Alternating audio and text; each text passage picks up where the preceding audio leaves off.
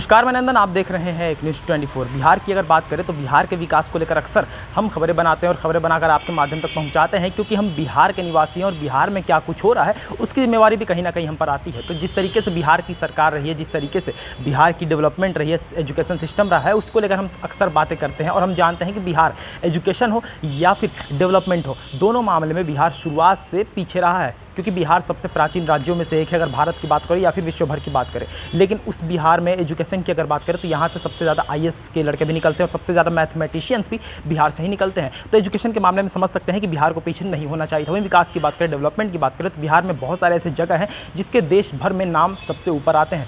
फिर भी ऐसा बिहार जो सबसे प्राचीन है, जो सबसे बढ़िया है, जो सबसे उच्च दर्जे का है, उस बिहार को आज भी लोग हीन दृष्टि से क्यों देखते हैं? कारण क्या है? कारण इसी मुद्दे पर आज बात करेंगे और आप अपनी प्रतिक्रिया भी कमेंट बॉक्स में रख सकते हैं। देखिए, सबसे पहले बताते हैं कि बिहार जिस तरीके से डेवलपमेंट की बात करें, अभी की बात करें, तो सरकार हो सकता है कि बिहार को ऐसी सरकार अब तक ना मिली हो जो जिस सरकार की वजह से बिहार सुधर पाए। हाँ, बेशक सरकार के कदम अच्छे थे। जैसे कर्पूरी ठाकुर की अगर बात करें तो कर्पूरी ठाकुर ने भी बहुत कुछ किया था। कर्पूरी ठाकुर ने भी गरीबों के लिए एक्सेस चीज़ें की थी। और लालू प्रसाद यादव की बात करें तो लालू प्रसाद यादव ने भी अपने शासनकाल में जो लोअर कैटेगरी के लोग थे, जो लो कास्ट से बिलोंग करते थे, उनके लिए भी लालू प्रसाद यादव ने बहुत कुछ किया। नीतीश सरकार की बात करें तो नीतीश सरकार ने भी बहुत कुछ कदम उठाए हैं, जैसे कि आपके शराबबंदी का फैसला हो या फिर रोजगार की बात हो। बहुत सारी बातों पर नीतीश कुमार ने भी मुहर लगाया है। लेकिन फिर भी बिहार की स्थिति अभी तक डामाडोल क्यों है? क्या उसकी वजह यह है कि बिहार में शुरुआत से कुछ नहीं हुआ था और अचानक से सब कुछ होने लगा, या फिर बिहार में शुरुआत से काम तो हुए थे लेकिन सिर्फ पन्नों पर? जी हाँ, हम समझ सकते हैं जिस तरीके से लगातार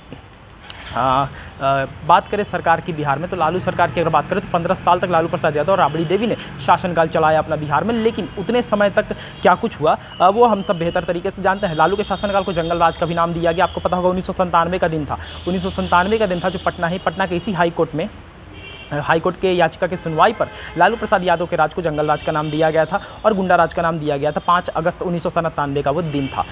समझ सकते हैं जिस तरीके से लालू शासनकाल में जो हत्याएं होती थी, जो मर्डर्स होते थे, जो रेप्स होते थे, जो किडनैपिंग होती थी, जो छीना झपटी होती थी, उससे वाकिफ़ आप होंगे ही। और खबरें और आंकड़े दर्शाते हैं कि वो शासनकाल कितना ज़्यादा गंभीर रहा होगा। तो क्या उस शासनकाल से निकलने के लिए जो लालू प्रसाद यादव जेल गए तो उन्होंने राबड़ी देवी को बिठा दिया अपनी गद्दी पर, यानी कि राबड़ी देवी और लालू प्रसाद यादव दोनों मिलकर 15 साल तक राज किए बिहार में। लेकिन विकास उतने दर तक नहीं हो पाया। वहीं आपको बता दें कि राबड़ी देवी 2 बार की फाइनेंस मिनिस्टर भी रही है। जी हाँ, 2 बार की राबड़ी देवी फाइनेंस मिनिस्टर भी रही हैं। और वहीं बात करें अगर उसके बाद नीतीश कुमार की, तो नीतीश कुमार आए तो सुशासन बाबू के नाम से आए थे। लेकिन आने के बाद उन्होंने क्या कुछ किया, क्या नहीं किया, वो आंकड़ों में आप देख सकते हैं। कहने के तो नीतीश कुमार जिस तरीके से सिविल इंजीनियरिंग का उन्होंने कोर्स किया हुआ है, तो हम समझ सकते हैं कि उन्हें बेहतर पता होगा कि रोड को और ब्रिज को कैसे बनाना है। और काम अक्सर पटना में तो होता ही रहता है, लेकिन क्या पूरे बिहार में होता है? ये बात भी सोचने वाली बात है।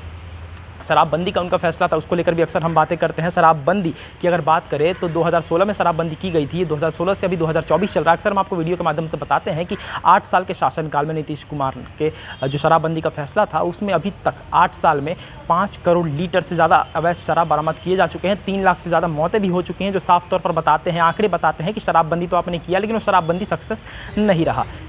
कदम तो बहुत अच्छे उठाए जाते हैं लेकिन वो सक्सेस नहीं हो पाते हैं, ये भी सोचने वाली बात है। अभी की अगर बात करें तो अभी बिहार के युवाओं की और बिहार के लोगों की नज़र चिराग पासवान पर है, क्योंकि हम जानते हैं जिस तरीके से लालू की बात करें, नीतीश की बात करें, यहाँ से लोगों का पलायन होता था। ये बिहार के 80% युवा जो हैं वो बाहर जाकर रोज़गार करते हैं। एक भी कंपनी या फैक्ट्री भी बिहार में नहीं है। इस वजह से मजबूरन उन्हें बाहर जाकर रोज़गार करना पड़ता है, जिस वजह से वो वोट डालने भी नहीं आ सकते हैं बिहार में। अभी अगर हम जिस तरीके से पब्लिक ओपिनियन करते हैं, लोगों का रिव्यू जानते हैं, लोगों के ज़बान पर सिर्फ एक ही नाम है कि हमें चिराग पासवान चाहिए, हमें चिराग पासवान सीएम का फेस चाहिए।